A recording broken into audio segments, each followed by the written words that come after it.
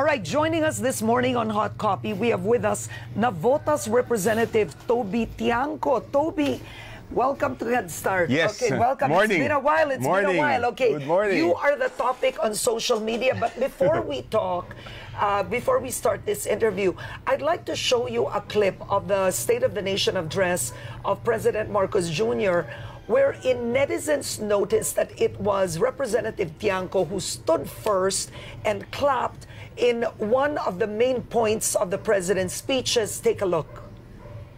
For the 2026 national budget, I will return any proposed general appropriations bill that is not fully aligned with the national expenditure program.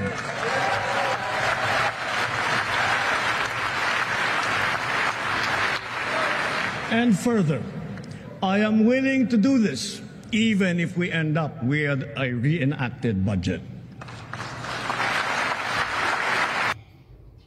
All right, so that was the closing of President Marcos Jr.'s speech. So, Toby, I think, tell us the story. You were the first to stand up. You were the first to stand up, clap, give a rousing applause when the president said that. Why? Why? Okay, balik natin sa context. Tandang-tanda ko, yung unang sinabi niya doon is mahiya naman kayo. Di ba? Mahiya naman kayo. O sinimulan niya yan sa mga kickback, mga initiative, mga errata. At tapos sinundan niya ng mahiya naman kayo, di ba? Ang sinasabihan niya yun kami. Congress ang sinasabihan niya noon, di ba? Kasi doon sa initiative, sino bang nakakagawa ng initiative? Congress. Sino bang nakakagawa ng errata? Congress, di ba? So, may SOP, may for the boys. Siguro, iba-iba na nakikinabang dyan. Pero kami sinasabihan niya noon. And doon sa end, the fact na yung tinapos na yon na sinabi niya isusuoli yung budget. So, it was directly addressed to Congress. So, tuwang-tuwa ako kasi finally, yung frustration doon sa 2025 budget, nakakahiya kasi, di ba, na it's described as the most corrupt budget. Tapos, yung iba, sinisisi si Presidente, not knowing na up to July 29, meron pa siyang hindi rini-release na insertions of about 83 to 84 billion. Kasi, really? Yes! Yan hindi alam ng tao, di ba? Kasi ang nangyari, nung una, galit sila sa House. Tapos galit sa Kongreso dahil doon sa nangyari, di ba? Tapos nung napirmahan niya, pati siya nadamay doon sa hindi naman niya kasalanan. Okay, 'di ba? Tapos sinabi bakit ito lang binito.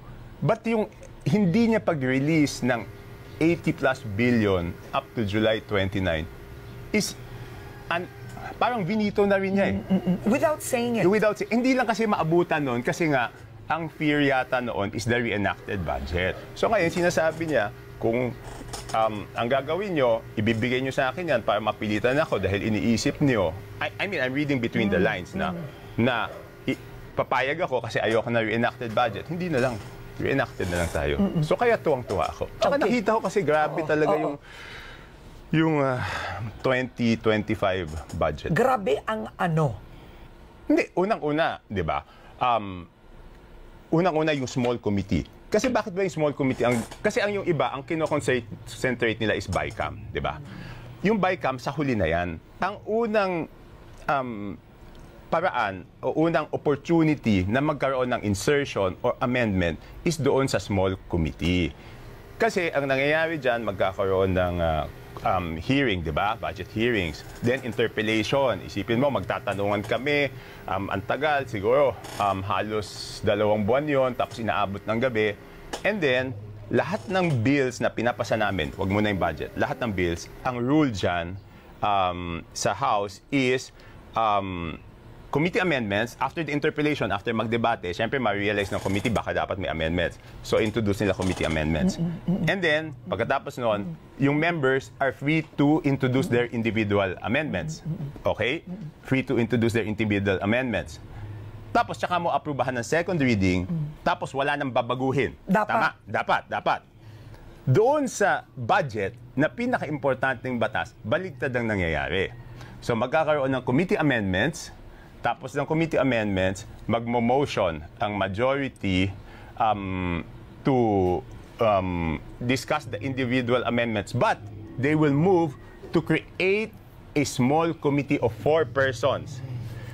Chairman ng Committee on Appropriations. That was Zaldico? Yes. Senior Vice Chairman ng Committee on Appropriations, Majority Leader, and Minority Leader. So, Sila lang? Sila lang. No, then ganyan. Oh. So, i-nominate yan. Then we will approve on second reading, but giving them authority to accept the individual amendments and to decide on the individual amendments. Paano nangyari yun? So, ibig sabihin, in-approve namin itong version na to, tapos yung small committee, binigyan namin ng kapangyarihan na baguhin kung ano man yung in-approve namin, at yun na ang magiging final version. Pagbalik namin pagkatapos ng bakasyon, makukuha namin yung libro. Bago na.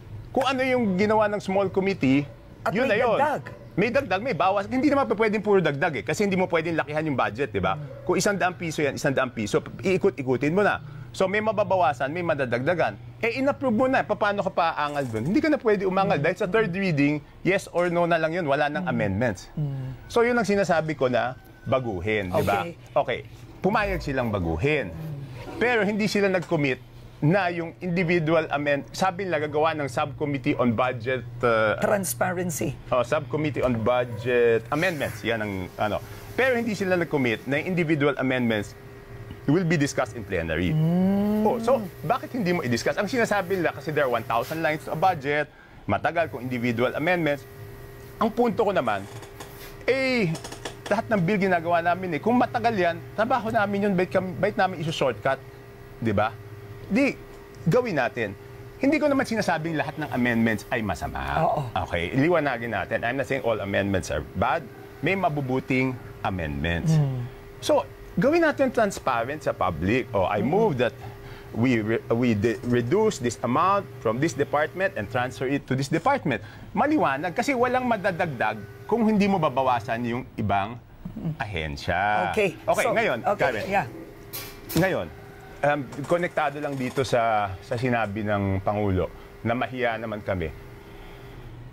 Parang hindi kami nahiya. Kasi kami sinabihan na mahiya kami pa yung mag-iimbestiga ngayon. Okay. Paano naman mangyayari yun?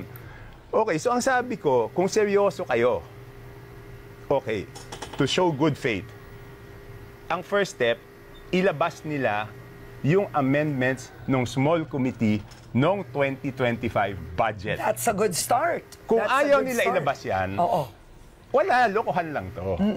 Okay, so we're gonna show the viewers a graphic right now of the amendments made to the 2025 budget. I want you to explain this. Okay. So let's show this right now. So to the audience, what you're seeing right now, first is the 2025 NEP. That's the first line. Hindi, ganito, Karen. Ipaliwanag mo. Pinili ko, kasi di ba, there are 200 plus districts, di ba? So hinanap ko kung sino yung distrito na may pinakamalaking budget for 2025. So, balik natin. Balik natin yun. Okay? Alright. Yung GAA, yan na yung na-approve sa General Appropriations Act. So, ibig sabihin, yung NEP niya, 2025 NEP, ang proposed ng DPWH is 2.530 billion. Pero nung lumabas yung GAA, naging 20,999 ang isang 20,999 million ang isang distrito. Nadagdagan siya ng 18,469 million. Isang distrito lang yan? Isang distrito. Tapos yung isang distrito, ito second place, ang NEP niya is galing to sa DPWH. In-extract ko lang yan. Hindi ko inimbento yan. Binigay sa akin ng DPWH ito dahil nung pinag-aaralan namin yung mga pinag-aaralan namin nung Marso pa lang kung ano ba talaga yung nangyaring kalokohan doon sa budget. Isang distrito, 1,508,583. Ang GAA niya, 20,795,429. Nadagdagan siya ng 19 billion. Do you remember anong mga distrito? Alam ko, pero ayoko i-disclose. Pero kasi ang sinasabi ko, to be fair to the district congressmen, pwedeng nangyari yan nang hindi nila alam. Hindi, kasi di ba, lumabas na lang yan eh. Pero hindi pwedeng nangyari yan nang hindi alam noong chairman ng Committee on Appropriations. Yun ang pwede balik natin ito mas kung bakit yung small committee. So balik tayo, ang total additional is 18,469,000,000, diba? That's one district sa viewers natin. Pero ang na-discuss sa BICAM, ang nasa BICAM is 5,272,000,000 na naka-FLR. Ibig sabihin, hindi release ni Presidente. So you have to give him credit, di ba? Hindi niya ni-release yung 5.2 billion. Yung nag-additional na 19 billion, 13. Hindi, yung 13, ang tanong ko, kung ang BICAM is 5.2 billion, ibig sabihin ba sa small committee ba? Ayaw nila ilabas, di ba? Paano na? Kasi doon sa BICAM records, 5.2 billion lang. So, saan nanggaling yung 13? Sa small committee ba? Okay, question yan. Yung isa naman, ang additional 19,286,846, ang total BICAM is 4,970,179. Hindi rin release ni Presidente yan. So I'm saying, alam ko, nagalit siya kasi hindi nga niya pinapa-release yung mga yan. Ilan magkano ang hindi na-release ng Presidente? Up to July 29, mga 84 billion. Okay, 84 billion. Yeah. So the President didn't release the funds because he is doubtful, suspicious? Hindi, pag-aralan mabuti, tsaka doubtful. Kasi ang nakakapagtaka doon, yung iba, congressman ka, di ba? Hihingi ka ng project, dadalhin mo sa distrito mo. Yung iba, hiningi ng isang congressman, dinala na sa ibang distrito. So how do you explain that? How is that possible? Hindi, kasi yung iba, sila proponent, pero hindi nila dadalhin dun sa distrito. Sa nakakapagtaka, bakit hindi mo dadalhin sa distrito? Di ba, I work hard para madala ko sa distrito ko, para makinabang yung residente ko. Tapos may mga ganon. So yung karamihan na naka-hold on is yung iba yung proponent, at iba yung district na pinuntahan. Now, Toby, you have been a representative under many presidents already. This is not the first. Pang-ilang taon mo na bang congressman? This is my 5th time bumalik sa Congress. Isipin mo, pang-limang, is this the worst? Is this the most corrupt budget cycle you have ever witnessed in your life? No, I remember I questioned already this procedure in my early, maybe first or second term in Congress. Pero wala, kasi, okay, balik natin yun. Sabi mo, nag-independent ako ngayon. This is the longest time I've been in the majority. Kasi yung buong 3 years nung 19th Congress, majority ako. Di ba? Tapos nung nagbotohan lang ng 20th Congress, tsaka ako nag-independent. Balikan natin, 15th Congress, I was a member of the majority for only 1 year. Kasi hindi ako sang-ayon doon sa proseso ng pag-impeach kay Chief Justice Corona. And I voluntarily left, hindi ako tinanggal. I resigned my committee chairmanship. I said I'll be an independent.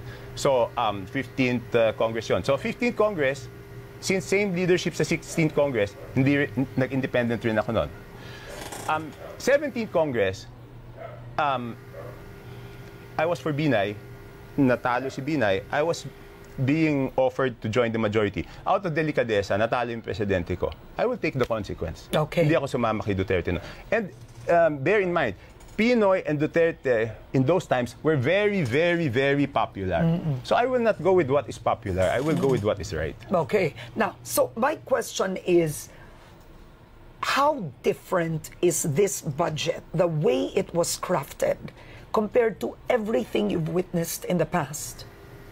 Hindi, doon talaga yung problema eh. But are the figures scandalous now? Hindi, kasi iba, siyempre lumalaki naman yung economy. So lalaki talaga yung budget eh, di ba? It's ganun eh. Pero ito talaga, nagulat din ako because okay, ganito, kaming mga congressman, pag lumabas yung budget, paano naman magsasabing it's enough?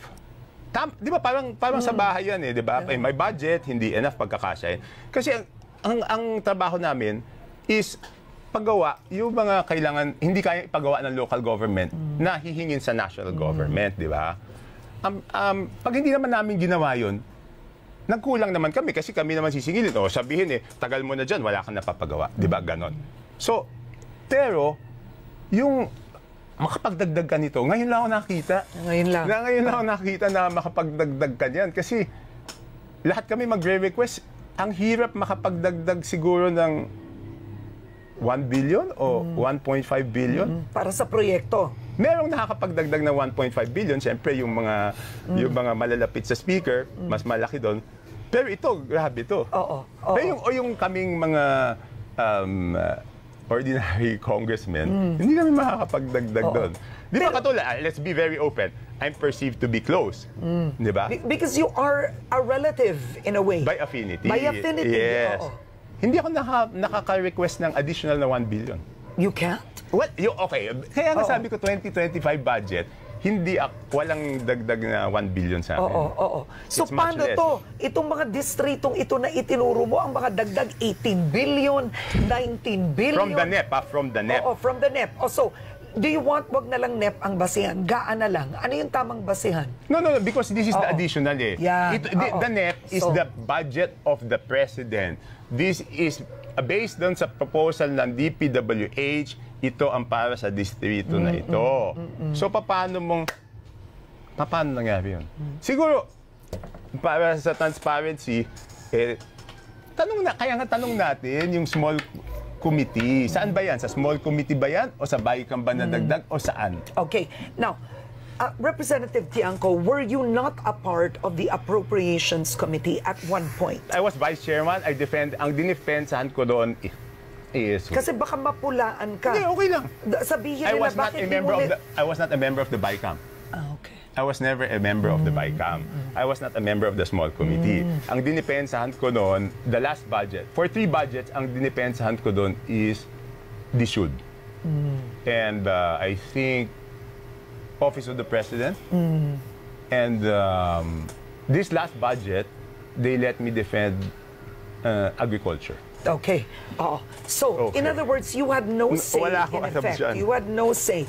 Now, why would the President allow the Speaker, allow Appropriations Chair Zaldico to murder the Did he budget? allow? Okay. Or didn't we remove?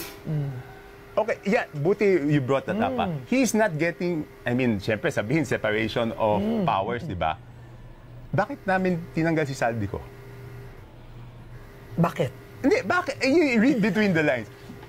Hindi galit yung presidente dun sa nangyari sa budget. Simple, di ba? Bakit namin tatanggalin? Alam namin, galit siya dun sa nangyari sa budget. Kaya tinanggal. Now, ito tanong to ng pangkaraniwang tao. Can the President rein in on the Speaker? Karen, it's a difficult... sometimes I text the President some unsolicited suggestions, but the speakership is one thing. It's so sensitive kasi baka hinalaan ako na interesado lang ako sa posisyon ng speaker. So it's one thing na hindi ko siya makausap directly. Were you ever a contender? Set the record straight. I'm reading, you were a contender. Albi Benitez was a contender. Were you making proactive moves to No. the Speaker? You name me one congressman na kinausap ko. Ang nangyayari noon is because nga, of course, mahirap to. Kasi wala naman aamin. And I understand why. Because nga, papapunta tayo doon sa susunod, natakot sila doon sa mga soft, di ba? But right after the elections, Madam, even up to the last day, even up to Sunday, ang tanong, wala pa bang utos ang Malacanang? Wala bang pagbabago? You can ask Albi, you can ask Duke. Ganon lagi ang tanong. Wala pa bang order? Kami nag-iintay lang kami. Kasi that started nung nagpapapirma sila, di ba? Remember, right after elections, hindi pa tapos yung 19th Congress, nagpapirma sila, di ba?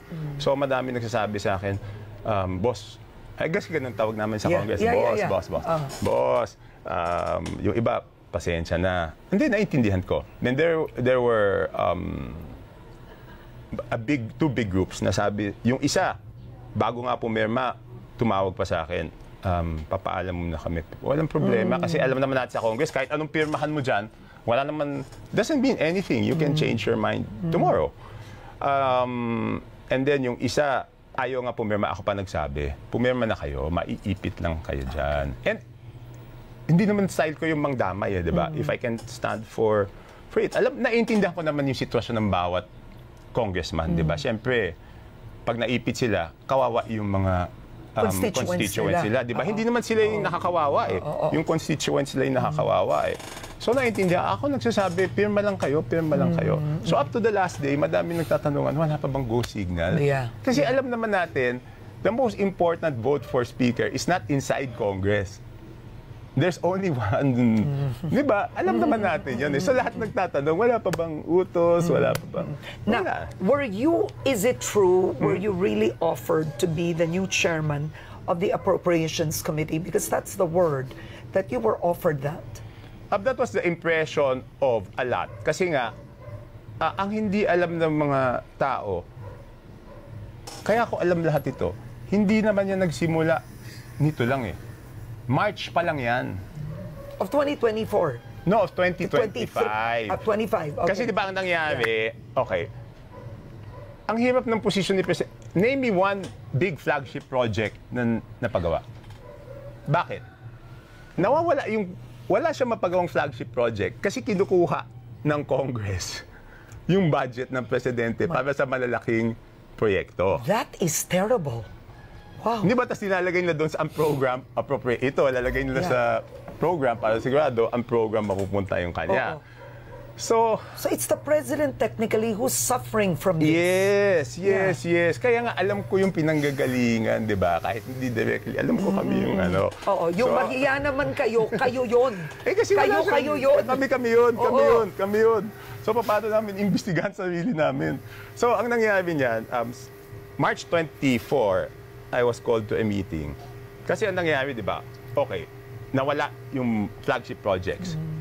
Sino bang kumuha? Senado o House? So, ang alam ko, hiningan silang dalawa. Siyempre, sabi ng House, natural, Senate kumuha. Sabi ng Senate, House kumuha niya, di kami. So, hiningan sila ng listahan pareho. Ng Pangulo. Oo. Where it went. Bigay niyo sa akin. Bigay niyo sa Senate, bigay niyo sa akin yung listahan.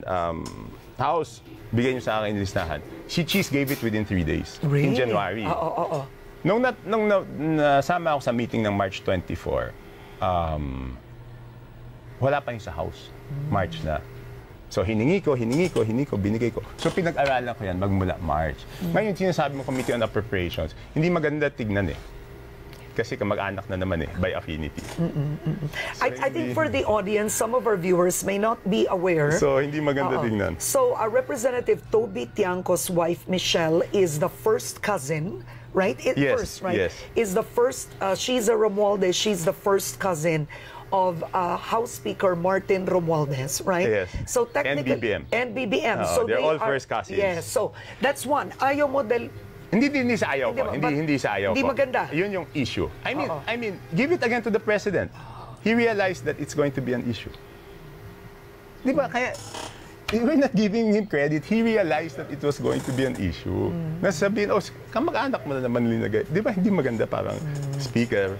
Tapos, APRO chair. Hawak yung budget ng bansa. And what about the majority floor leader? Same thing. Well, elected. Hindi, elected yun. Okay. Pero, the president realized that.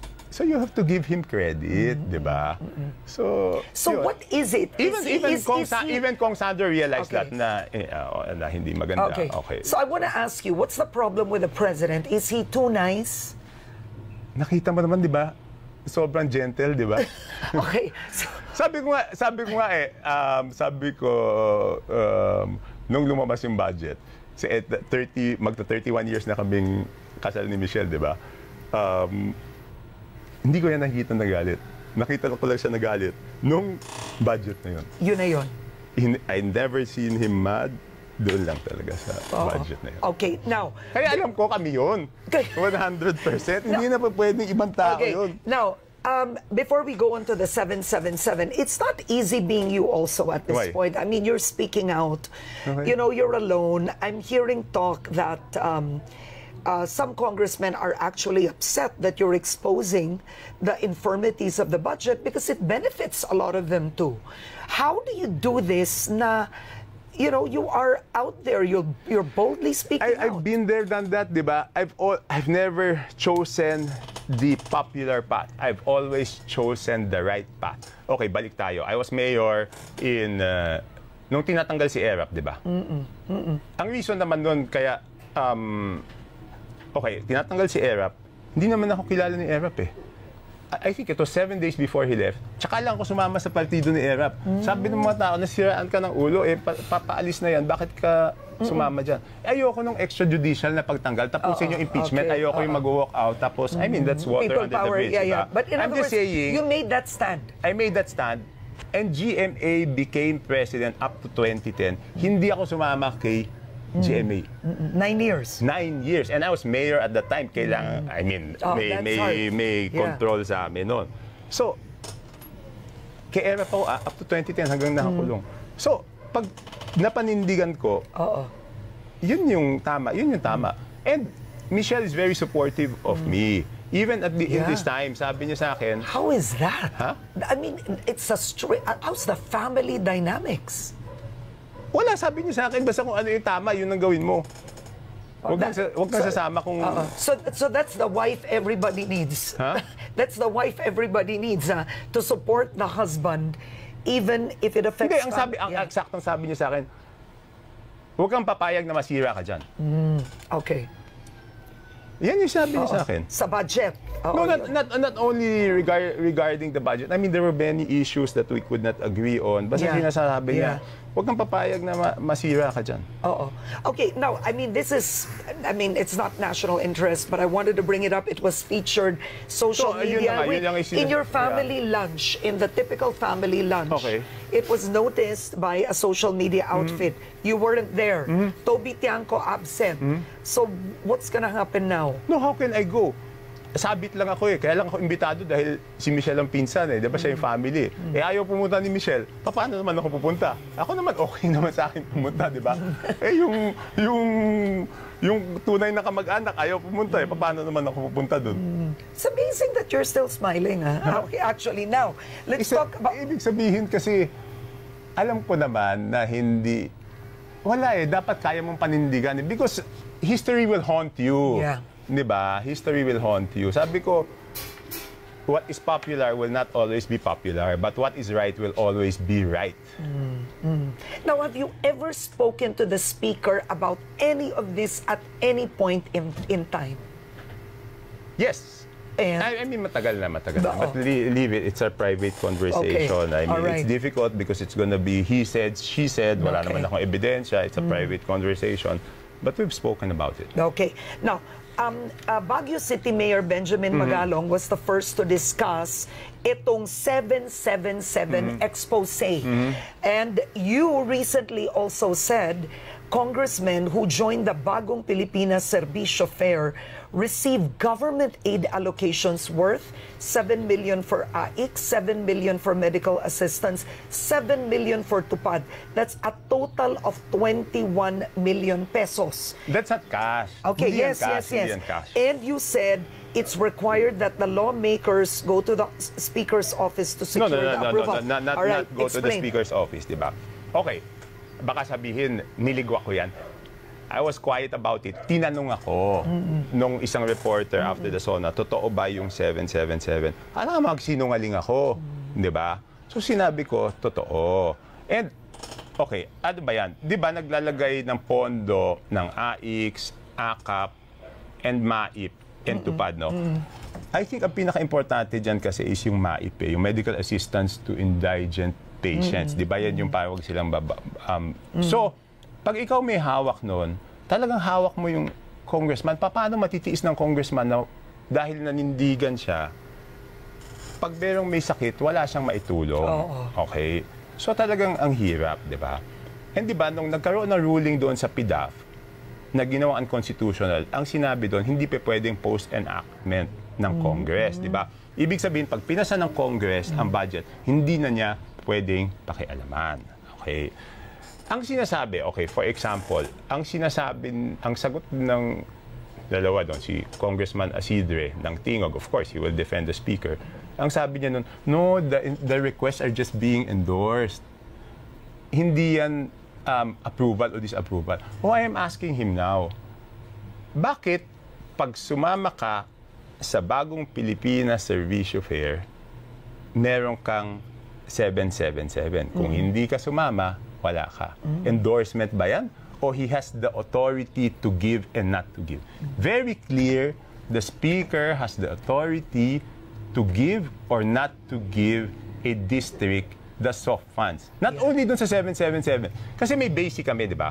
Pag kulang, dun kami magre-request sa portal. May portal yan. Tapos di ba pinakita ko nga yung text? Ano ba nakasulat dun sa text? Mamaya, hanapin ko pag may break ka. Na yung the funds you requested from the Speaker. So, okay, pero niliwanagin ko, hindi po ito cash na binibigay. It is 7 million worth of AIX, 7 million worth of TUPAD, 7 million worth of AKAP, o minsan ginagawang 7 million worth of MAIP. So, maliwanag na aprubahan na namin yung budget, but still, the authority to give or not to give is with the Speaker. At meron talaga nababawian. Pag hindi ka sumunod, if you're not a good boy or a good girl, pwede kang bawian, pwede i-hold. Is that fundamentally wrong? Yes, because sinabi na nga doon sa bawal ang post-enactment. Our role is to approve the budget. After we approve the budget, hindi na namin pwedeng pakialaman yun kasi nasa executive branch na yon. It's up to the executive to implement it. Okay. Now, in the 2026 budget, you have Senator Sherwin Gatchalian saying, if I'm saying this right, that he wants this to be the golden age of budget transparency. The lower house also said that they're going to open it to stakeholders, etc. One, do you believe that? Will there be a change in how Hindi nga, ipakita muna. Okay, di ba, good faith. Good faith. Hindi pa pwede kasi, kalimutan na natin yung, yung 2025 budget. Let's move forward. Pero ng taong bayan yan, paano natin kakalimutan, di ba? Let's be accountable. Kasi gano'n naman yung ginagawa namin sa budget, di ba? What do we do in the budget? Di ba tinatanong yung mga departamento, paano nyo ginastos? Di ba? It's either, kung hindi mo nagastos ng maayos o kung may question, babawasan yung budget mo, di ba? Hindi, pakita natin. Ano ba yung nangyari doon sa small committee, doon sa 20... Kasi at least yung BICAM, Karen, at least yung BICAM, makikita mo, I can show you, may report yon. May BICAM report na pinirmahan nung mga BICAM conferees. Ito ang budget, ito binawasan, ito ang bagong amount. Ito ang budget, ito ang dinagdag, ito ang bagong amount. Yung small committee, walang binibigay yon.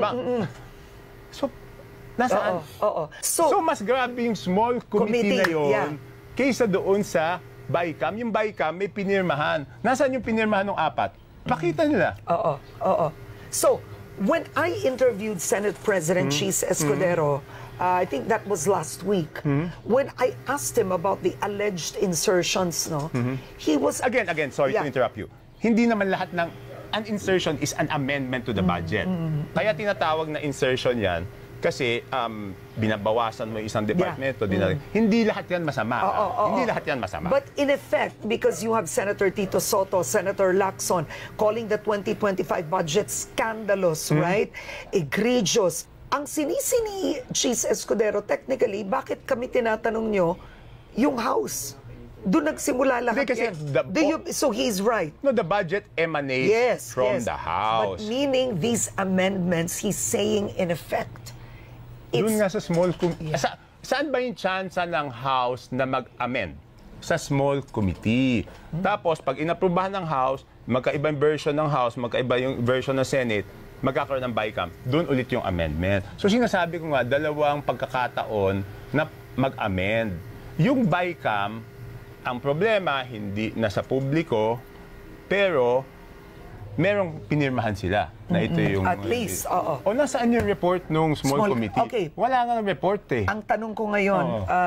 So hindi pa pwede, non-negotiable yan.